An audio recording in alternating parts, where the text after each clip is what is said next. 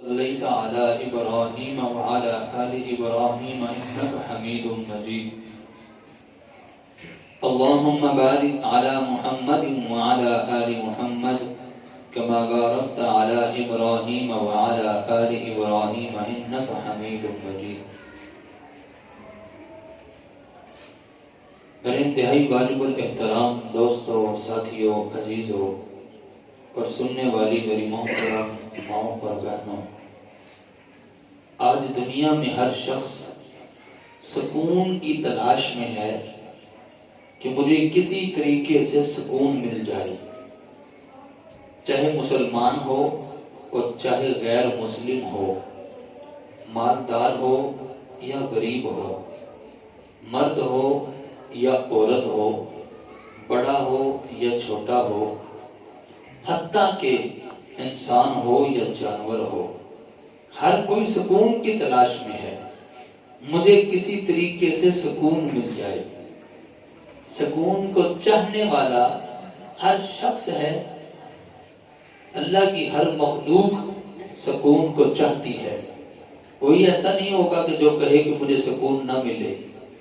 وزیر اعظم بھی کہے گا مجھے سکون ملے، چور بھی کہے گا مجھے سکون ملے، ڈاکو بھی یہی کہے گا مجھے سکون ملے، نمازی بھی کہے گا مجھے سکون ملے، تاجر بھی کہے گا مجھے سکون ملے. ہر شخص یہی چاہتا ہے کہ مجھے کسی طریقے سے سکون مل جائے.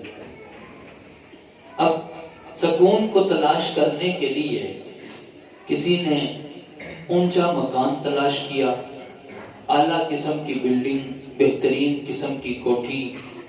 انہوں نے سمجھا کہ شاید سکون اللہ نے اس میں رکھا ہے.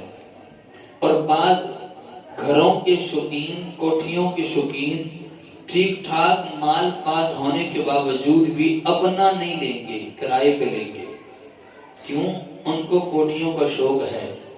ایک جگہ پہ رہیں گے 6 مہینے، اس کے بعد دوسری جگہ پہ چینج کرنا ہے. ان کو ایک جگہ پر سکون نہیں مل رہا. ان کا کہنا یہ ہے کہ ایک جگہ پر رہ کر ہم اکتا جاتے ہیں، تھک جاتے ہیں. یہی ساری ڈیزائننگ دیکھتے رہیں، بار بار پوری زندگی اسی میں گزار دیں تو ہمیں مزہ نہیں آتا، لہٰذا کسی دوسری جگہ جائیں.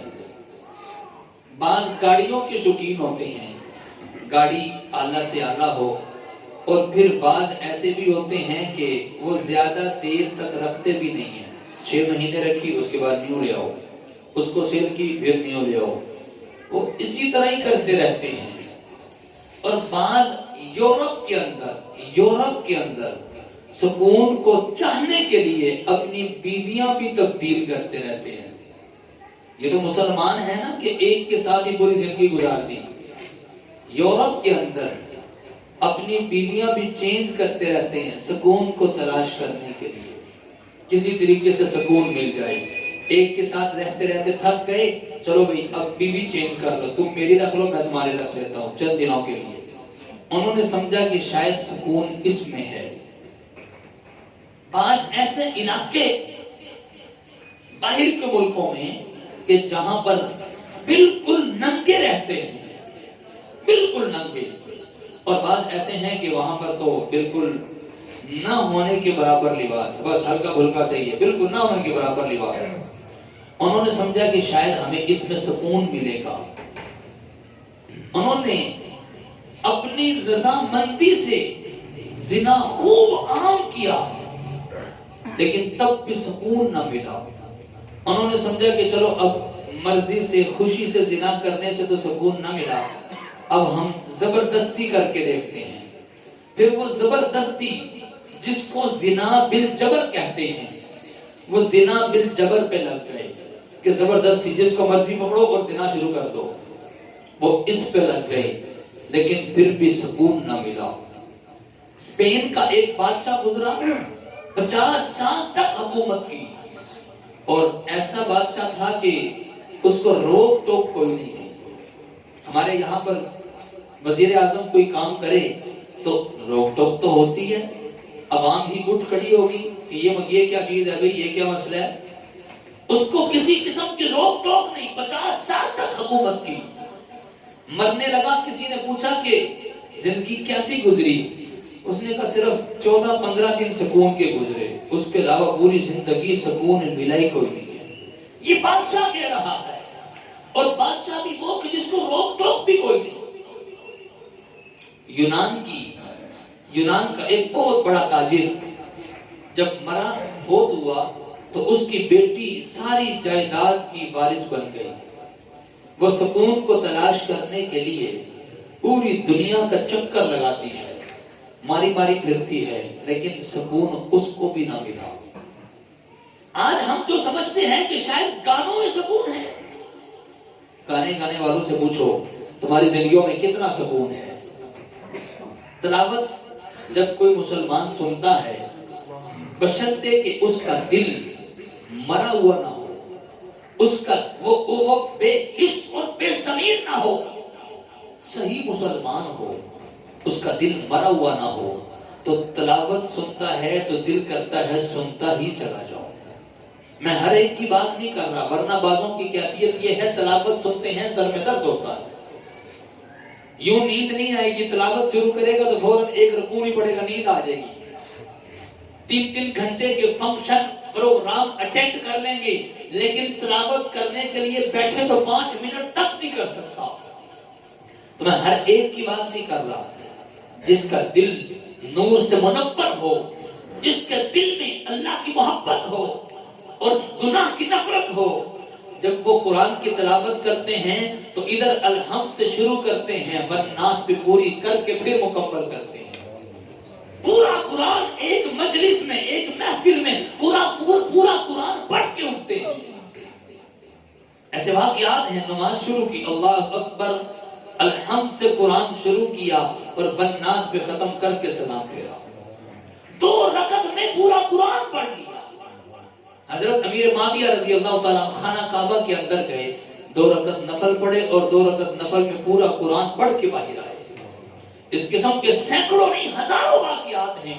آج ہم اگر ائمہ حرمین کی تلاوت سنیں تو دل کرتا ہے کہ سنتے ہی چلے جائیں، دل کرتا ہے سنتے ہی، کیا دل سوز آواز ہے ان کی کہ دل کرتا ہے کہ بس تلاوت سنتے ہی چلے جائیں۔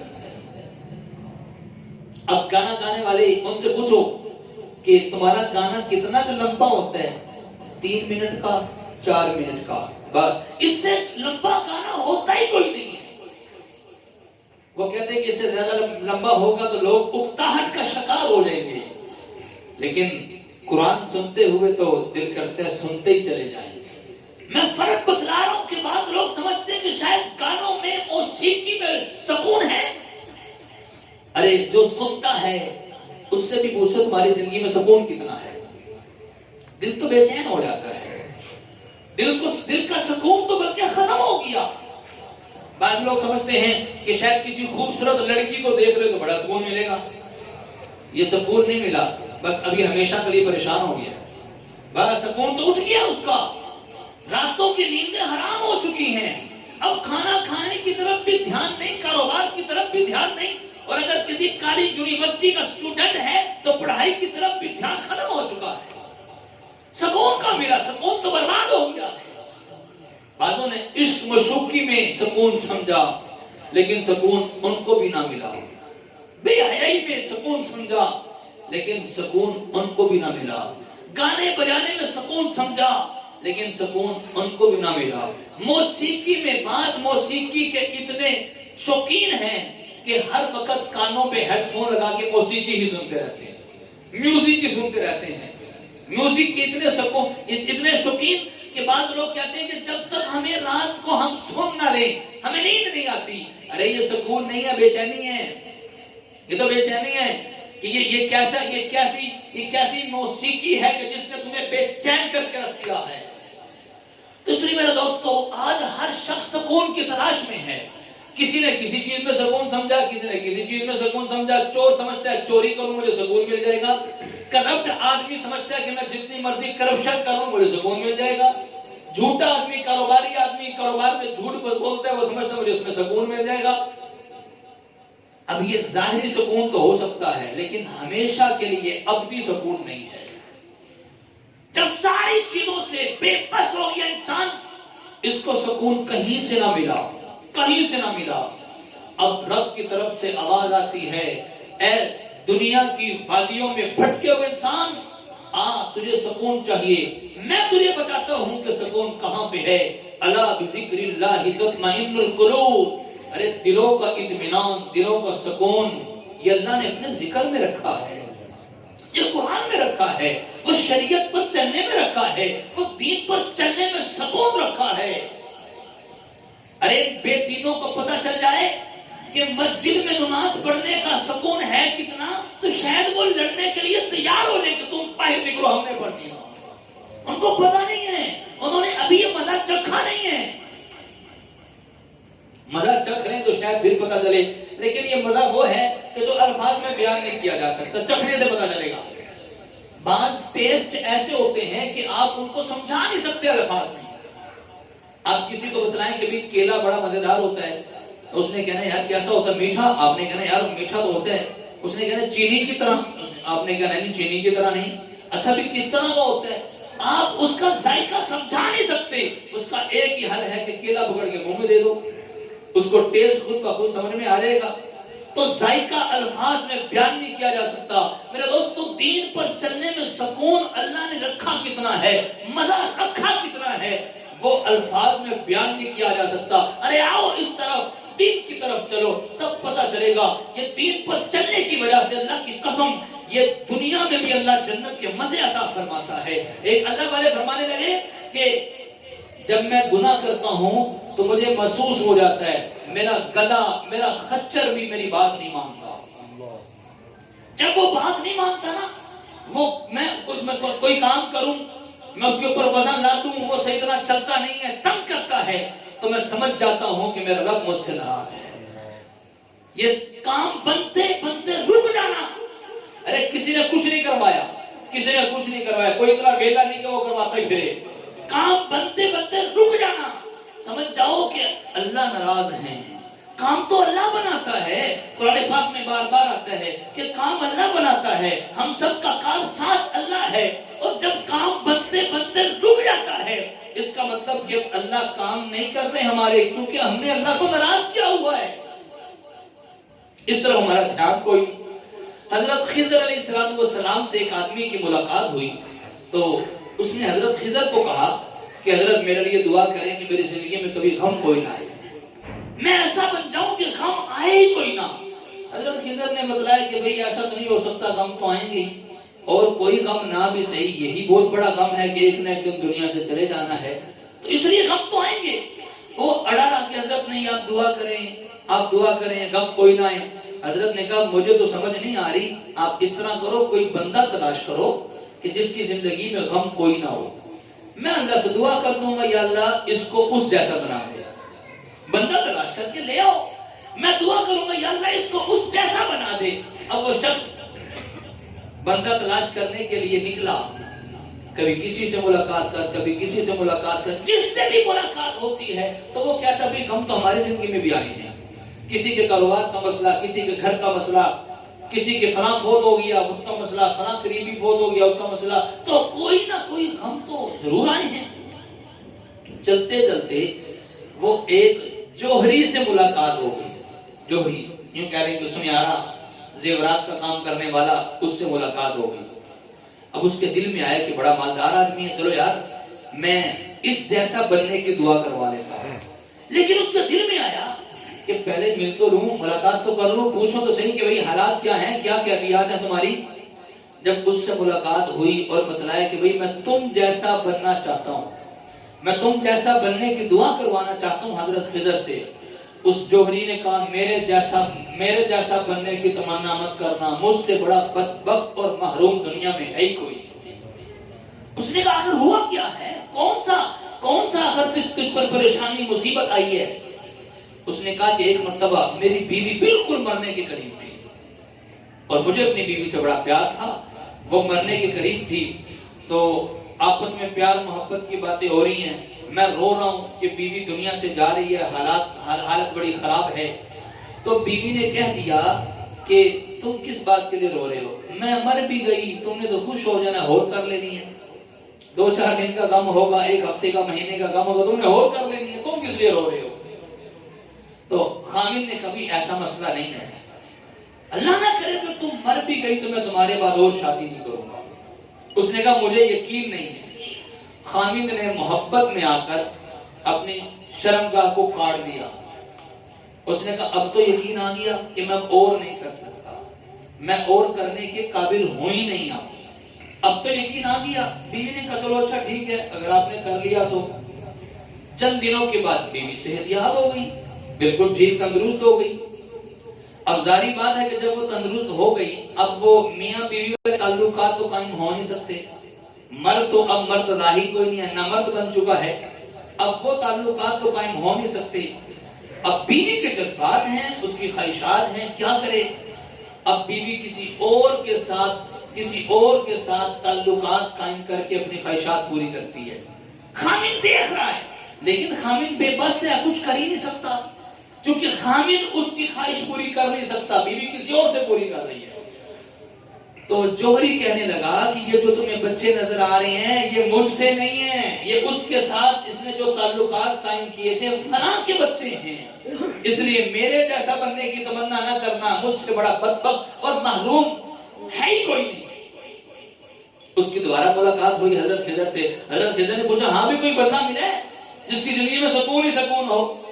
تو کہنے لگا حضرت بندہ کوئی نہیں ملا، مجھے سمجھ آ گئی ہے، بس اب یہ اللہ سے دعا کریں کہ اللہ مجھ سے راضی ہو جائے۔ تو حضرت خضر نے کہا یہی دعا تو پہلے کروا لیتا۔ تو بات یہ ہے کہ میرے دوستو کہ غم اللہ والوں پر بھی آتے ہیں، لیکن آخرت کا غم اتنا سوار ہوتا ہے، وہ دنیا کا غم سمجھتے ہی کوئی نہیں۔ یہ نہیں کہ ان پر غم نہیں آتے ہیں، غم ان پر بھی آتے ہیں، لیکن انہوں نے کبھی اس غم کو سر پہ نہیں دیا، ہر وقت اسی کو سوچتے رہے ہو کیا ہو گیا، ہو کیا ہو گیا۔ یہ آج کا ناشکر انسان ہر وقت غم اور مصیبت کو تو سوچتے ہیں، اللہ کی طرف سے ملنے والے انعامات اور اللہ کی طرف سے ملنے والی نعمتوں کو نہیں سوچتا۔ اللہ والے کیا کرتے تھے؟ وہ ہر وقت یہی سوچتے رہتے شکر ہے اللہ کا، اللہ نے فلاں چیز بھی دی ہے، شکر ہے اللہ کا، اللہ نے فلاں چیز بھی دی ہے۔ اگر ہم بھی چاہیں کہ اپنی زندگی سکون والی بنا لیں، ہمارے اپنے اختیار میں ہے۔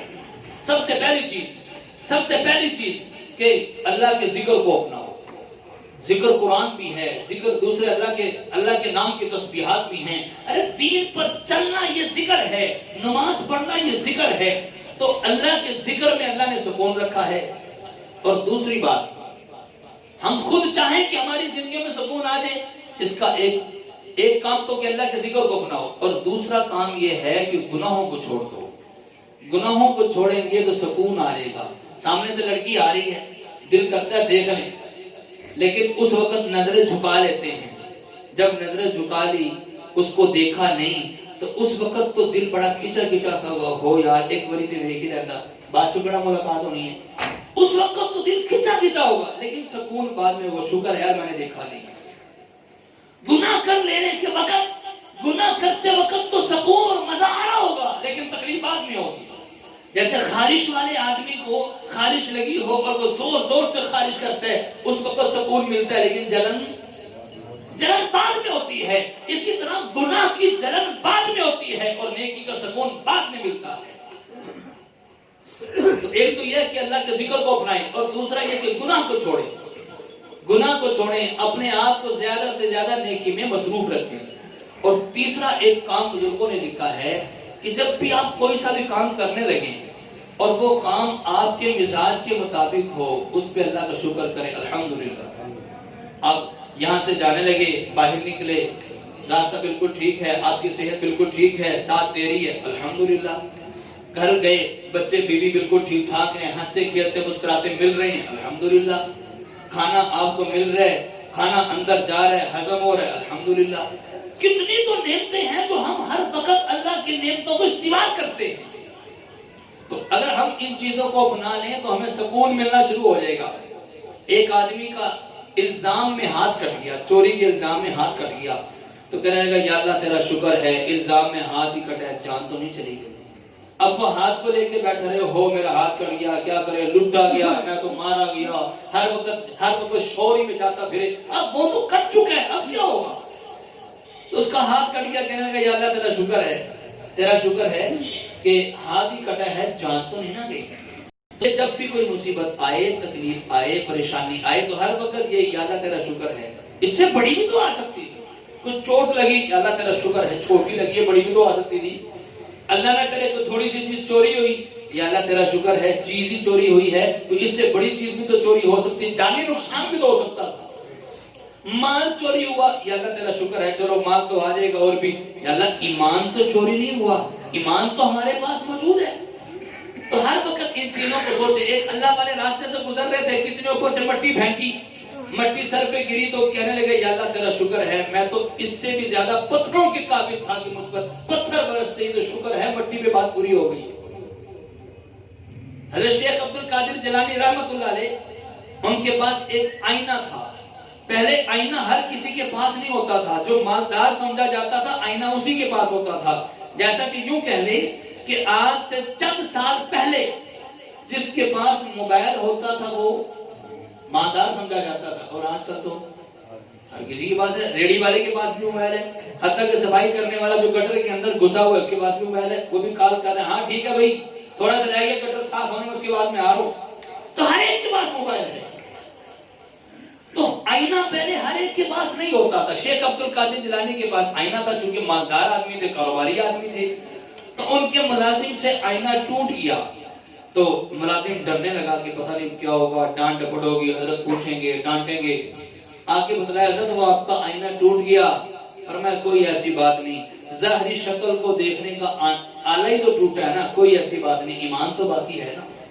وہ تو ان چیزوں کو سوچا کرتے تھے. اگر ہم دنیا کے ظاہری نقصان کو سوچ کر ہر وقت دل پہ یہ سوار کر لیں تو پھر سکون ہمارا ختم ہو گیا.